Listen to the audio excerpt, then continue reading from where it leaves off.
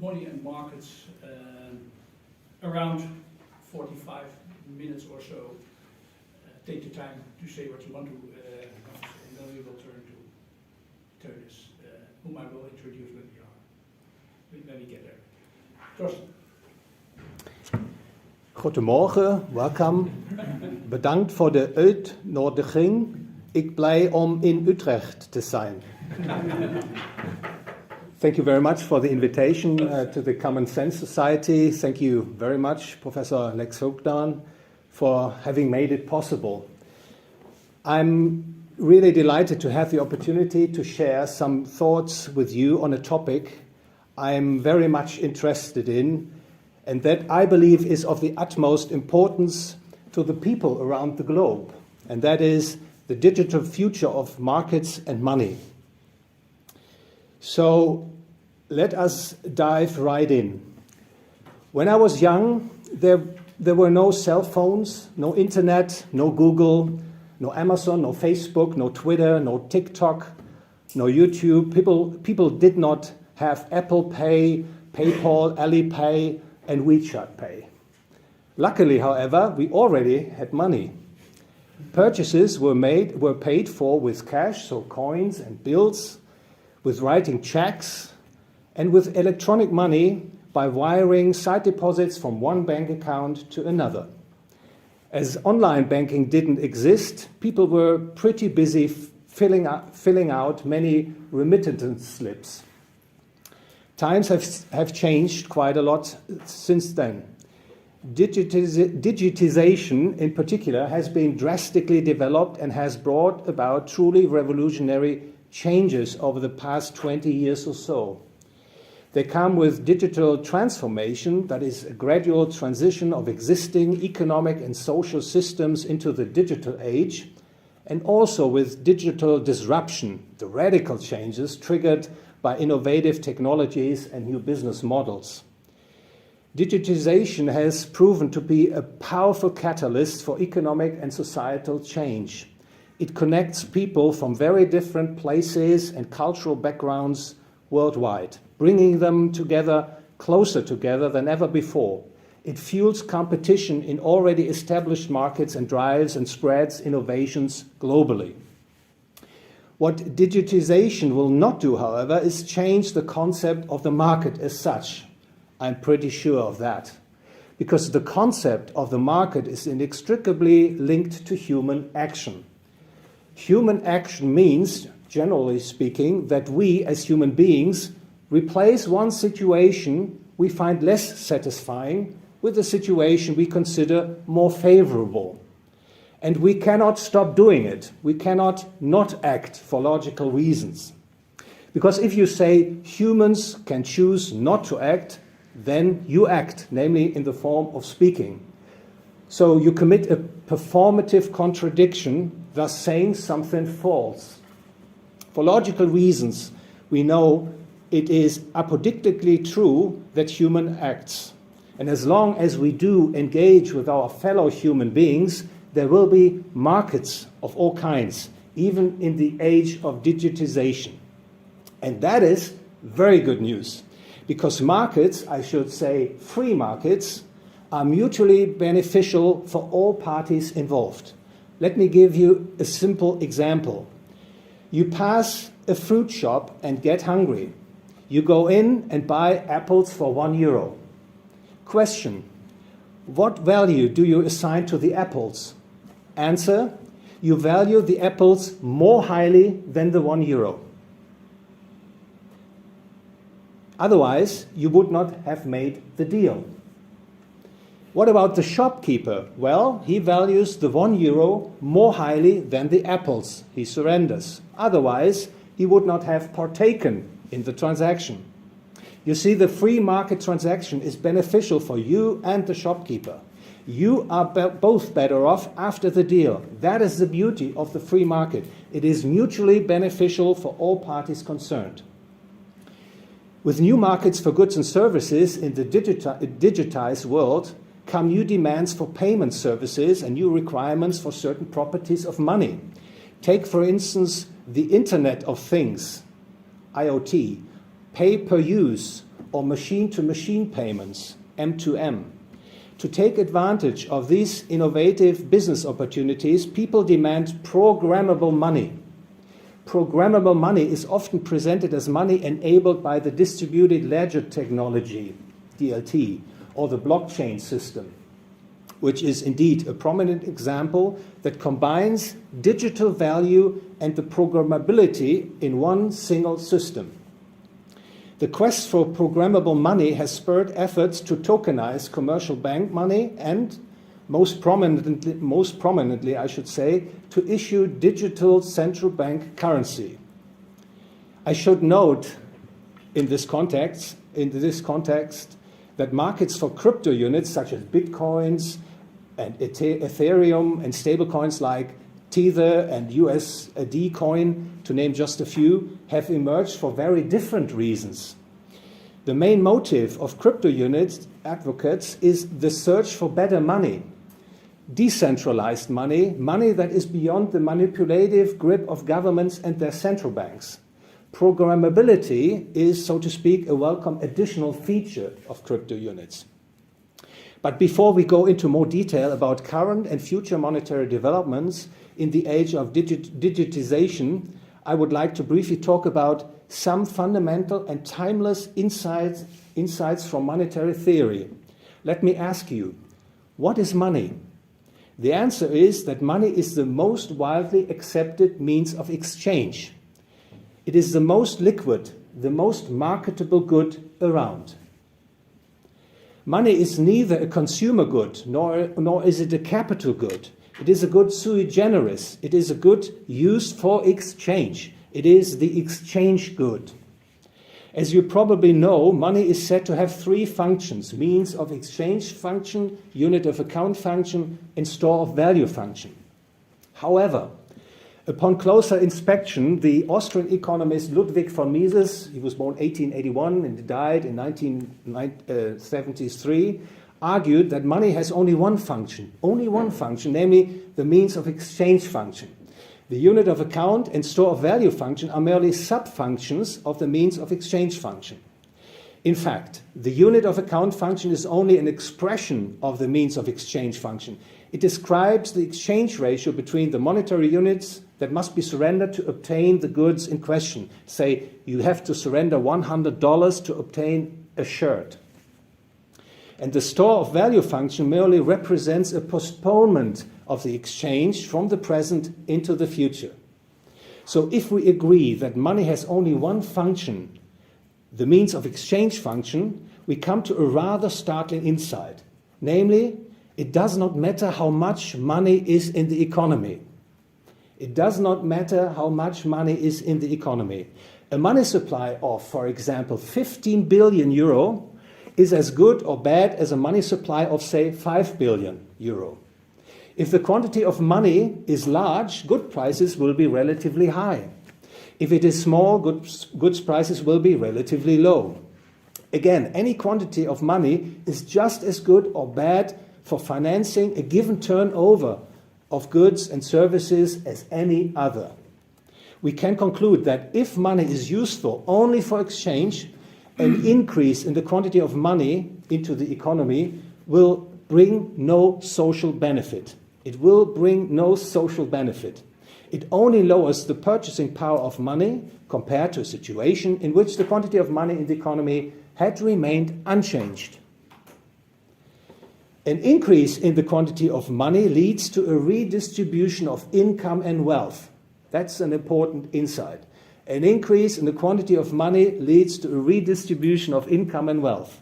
The first recipients of the new money benefit at the expense of the late receivers.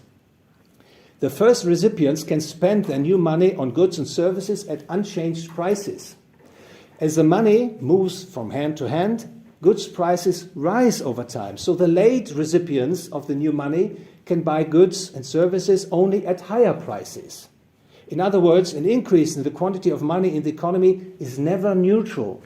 It creates winners, namely the early recipients of the new money, and losers, the late recipients of the new money. It is often overlooked or at least underappreciated that money is an indispensable tool in an advanced economy characterized by the division of labor and trade. Money serves as a common denominator, as a numeraire, for all goods prices. It thus allows for the calculation of the return on various alternatives of economic action. In a complex economy, only monetary calculation can allocate resources to the most productive uses, that is, uses that will satisfy consumer demand best. Today's modern advanced economies could not exist without using money for economic calculation. Of course, not every kind of money will do. What is needed is sound money, money that does not change its purchasing power all too quickly and totally unexpectedly. I should note here that there is no such thing as stable money, in the sense that the exchange ratio of money vis-à-vis tradable goods would and could remain constant over time. From the logic of human action, we know that man changes from moment to moment, and his valuations and volitions change with him. Sometimes people value a good more highly, sometimes less highly, and new products appear on the market replacing established products. There is no fixed point in this ceaseless fluctuation. This also applies to the money good in relation to all other goods and services. If we look back in history, we find that people, whenever they had the freedom to choose their money, preferred precious metals, gold and silver in particular. The reason is obvious. To serve as money, the thing, the good in question, must have certain physical properties. The money item must be scarce, durable, highly divisible, portable, storable, transportable, and have a high value per unit of weight, to name just a few properties. Because gold and silver are supremely money-like commodities, they were chosen by the free supply and demand in the market as money when they were available. Now you may ask, why are we no longer using gold and silver as money? Good question. Let me try to provide a very short answer. By the last quarter of the 19th century, most countries around the world had eventually adopted gold as a means of payment. This meant, at least in theory, that people in their daily transactions used gold, coins and banknotes, which were redeemable into physical gold at the issuing banks. At the beginning of World War I, however, many countries ended the gold redeemability of their currencies. Why? Well, governments wanted to finance their wartime expenditures by means of the inflation tax, that is, by issuing unbacked paper money. And so they cut the link between physical gold and the currencies they printed. The result was high inflation. In some countries, even hyperinflation, like, say, in Germany, in Austria, and Hungary. After the war ended in 1918, most nations failed to return to gold money. The big exception was the United States of America. Even in World War I, the US dollar had kept its gold backing. So in 1944, 44 nations signed the Bretton Woods Agreement, which took effect after the end of World War II in 1945. The Bretton Woods system made the US dollar the world's reserve currency. 35 US dollars were equivalent to 1 ounce of gold, so around about 31 grams of gold. By the way, the Bretton Woods system was not a gold standard. It was something like a pseudo or fake gold standard, but it worked, at least initially. The reason it eventually collapsed was that the Americans didn't play by the rules. They kept issuing more and more US dollars that were not backed by physical gold. People worldwide lost faith in the promise that the US could redeem the greenback for gold.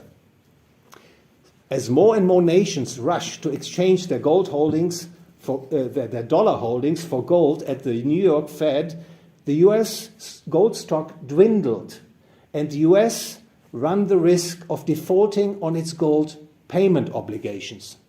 On 15th August 1971, US President Richard Nixon took decisive action. He announced on TV that the US dollar would no longer be redeemable for gold. This unilateral decision by Richard Nixon brought the world an unbacked paper money or fiat money system. Nixon's decision actually amounted to the greatest act of monetary expropriation in monetary history. And it brought us the fiat money problem that still haunts us today. The US economist Milton Friedman, he was awarded the Nobel Prize of Economics in 1976, put it succinctly and quite diplomatically, quote, "A world monetary system has emerged that has no historical precedent, a system in which every major currency in the world is on an irredeemable paper money standard. The ultimate consequences of this development are shrouded in uncertainty." Quote ends. Today's worldwide paper or fiat money regime is economically and socially problematic, with far-reaching and seriously problematic economic and societal consequences, effects that extend beyond what most people would imagine. Fiat money is inflationary. It loses its purchasing power over time. Fiat money benefits a few at the expense of many others. So we can say that fiat money is socially unjust. Fiat money causes boom and bust cycles. It sets into motion an artificial economic upswing followed by crash. Fiat money leads to over-indebtedness. It is created through credit expansion, and the economy's debt burden outpaces income growth.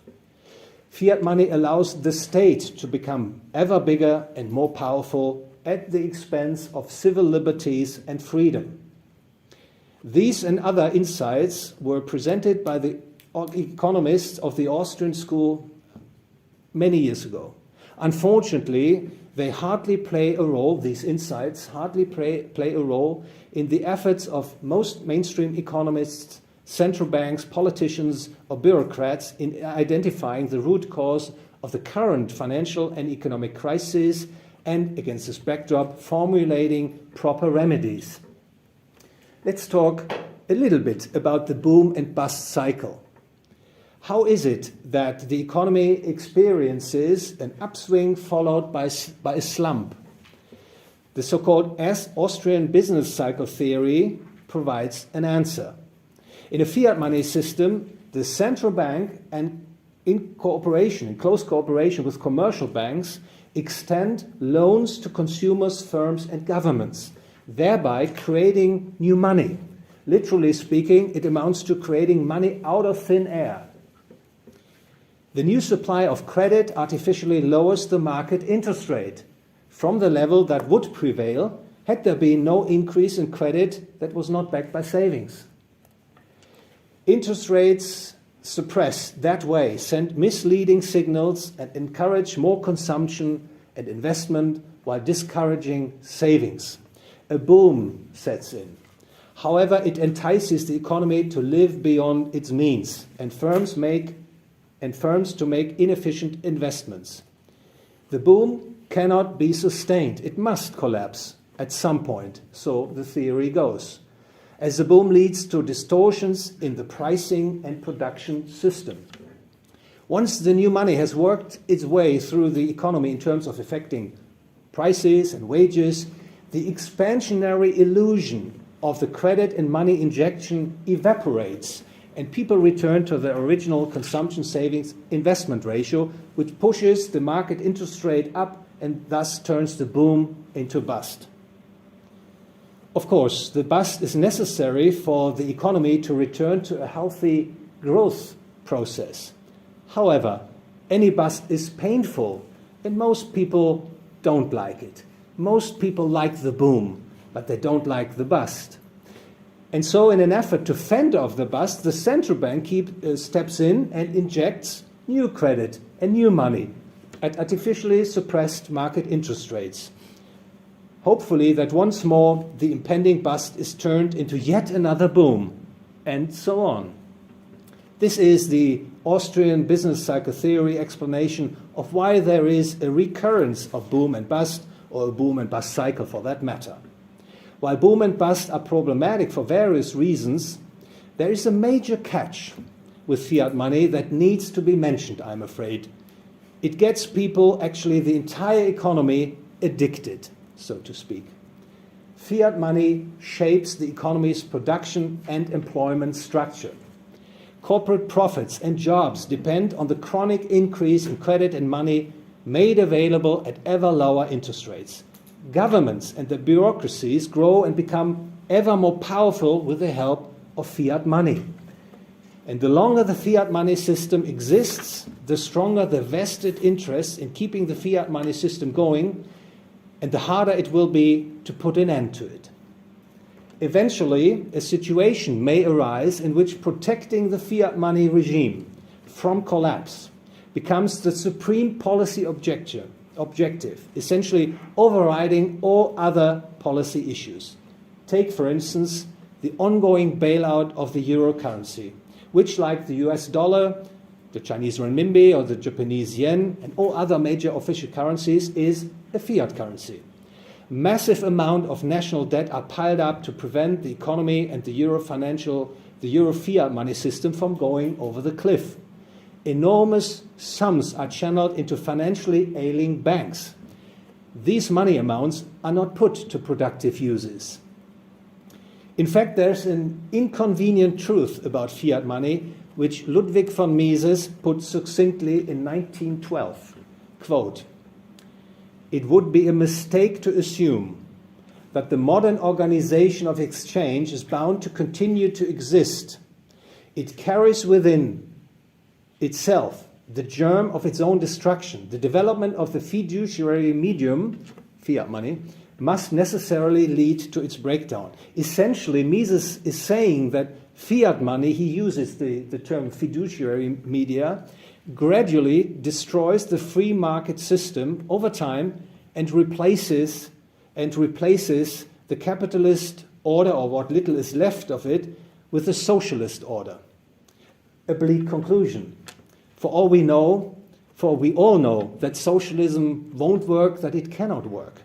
This is not only proven by a great deal of experience, but also an undistributed insight derived from sound economic theory.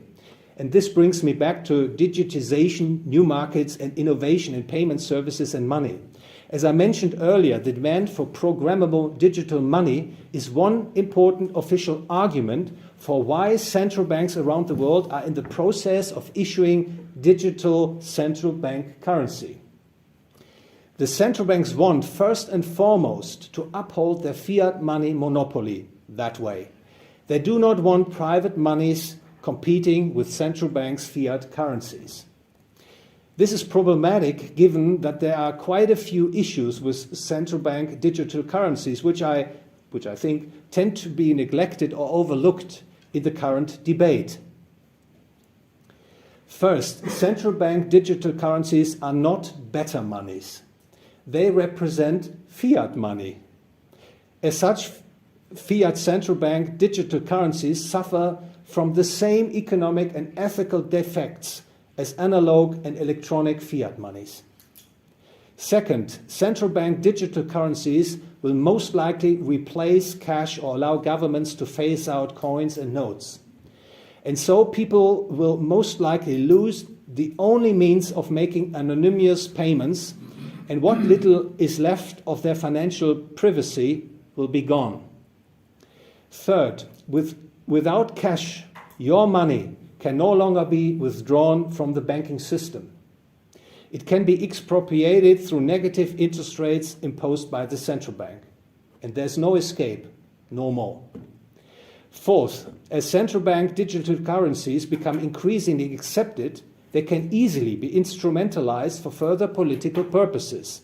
Just think of China's social credit system. Imagine, if you will, only getting access to central bank digital currency if you comply with the government's directives. or comply with the wishes of those special interest groups that determine the government's orders.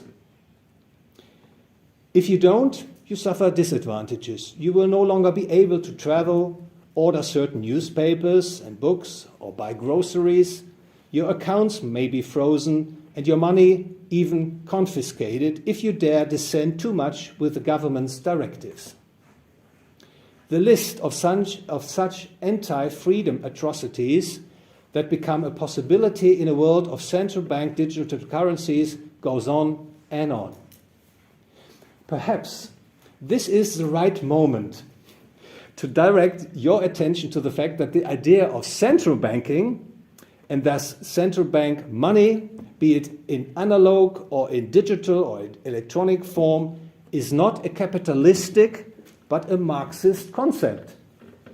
In his Manifesto of the Communist Party from 1848, published together with Friedrich Engels, Karl Marx calls for measures, by which he meant despotic encroachments on property rights, which would be inevitable as means of completely revolutionizing the mode of production, that is, bringing about socialism and communism. Marx's fifth measure reads, quote, centralization of credit in the hands of the state by means of a national bank with state capital and exclusive monopoly, quote ends.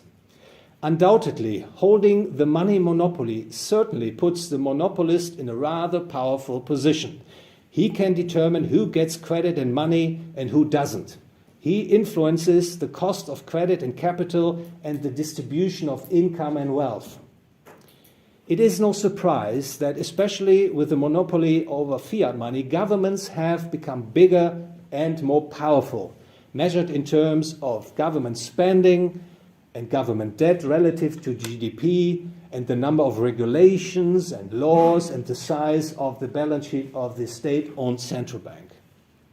You may have noticed that the system of free markets, or capitalism, is by and large in disrepute. People blame the free market or the capitalist order for all sorts of evils: financial and economic crises, unemployment, income disparities, pollution, you name it. But let me tell you that we do not have capitalism, neither in Europe, nor in the US, nor in China. What we do have is interventionism, an economic and societal system in which the state interferes with the functioning of the free market. For example, through orders, laws, prohibitions, regulations, taxes, subsidies, by meddling with education, health, transport, pensions, environment, and credit and money. From sound economic theory, we know, however, that intervention would not work, that it either does not achieve its goals, or if it does, it causes unwanted and negative side effects.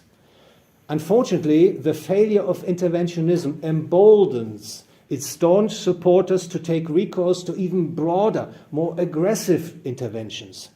As interventionism spreads, the free market system is increasingly undermined and increasingly dysfunctional.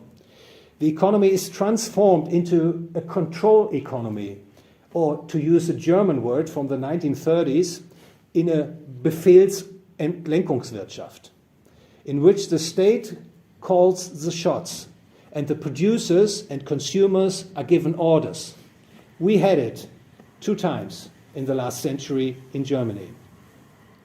Against this backdrop, it is clearly concerning that the concepts of the Great Reset and Great Transformation and the Green Policy are expressions of the idea of interventionism. If the theory of interventionism is correct, and I fear it is, the Western world is moving away from the free economic and societal order, which is ultimately a brainchild of the European Enlightenment, and towards an unfree economy and unfree societal order. We have to be on guard. An interventionist regime, digitization increases the chances of a power grab by governments and their bureaucracies and special interests groups, which use both for their own purposes, such as business, tech, big pharma, big banking.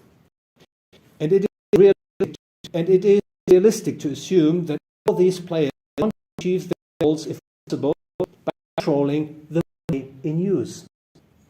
For this reason, the issuance of central bank digital currencies, in particular, must raise great concerns on the part of those who want to preserve a free, prosperous, and peaceful society. So what is the solution to the fiat money problem as I outlined it? The economists of the Austrian School of Economics have long since worked out a solution that is quite simple and straightforward. End the government's money monopoly. Replace it with a free market in money. Privatize money. The idea rests on the insight that there is really no compelling economic or ethical reason why the state should hold the money monopoly.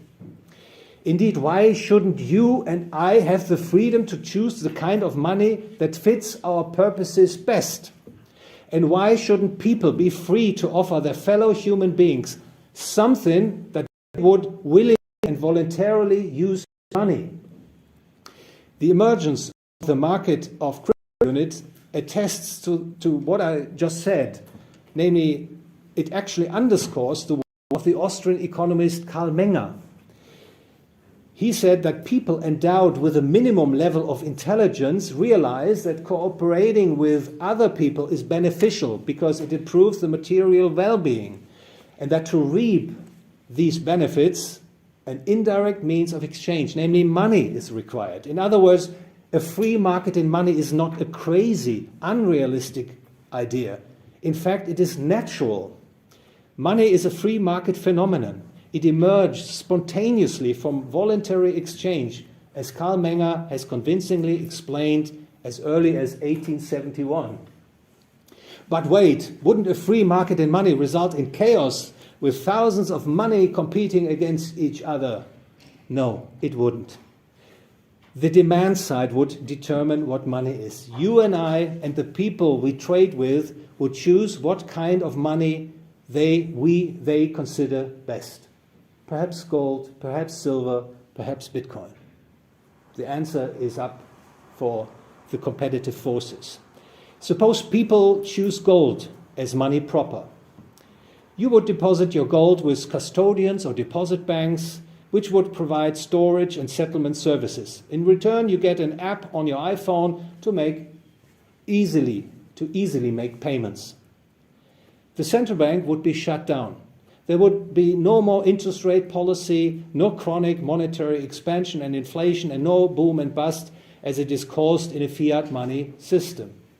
And there would be less money available for wars, for instance, and other advantages could be reaped. Digitization will undoubtedly bring great improvements and new opportunities for people's lives. However, we shouldn't let ourselves get blinded by the convenience, overlook that digitization also has a downside. Think of data security and privacy, or digital data manipulation and data hacks. Think of personal information falling into the wrong hands and being misused. Or imagine the dystopia of a digital world government based on digital IDs, digital health passports, digital tracking devices, digital central bank money, etc., which certainly has become a non-negligible realistic threat. Therefore, the challenge is to make sensible use of the productive potentials of digitization and at the same time ensure that its drawbacks are dealt with responsibly and mitigated. This is especially necessary when it comes to money. As I tried to point out in my talk, the monopolization of money in the hands of governments is not a good idea, especially in the age of digitization. A free market in money, free choice of currency, and free competition among custodian banks will bring about what presumably most people in this world want: reliable, sound money that supports productive and peaceful cooperation among men. Ladies and gentlemen, I have come to the end of my talk, and I hope I was able to make a constructive contribution to identifying the problems of our current monetary system, and in the face of an increasingly digitized economy and society, outlining a well-founded and convincing solution to the money problem. Thank you very much for your attention.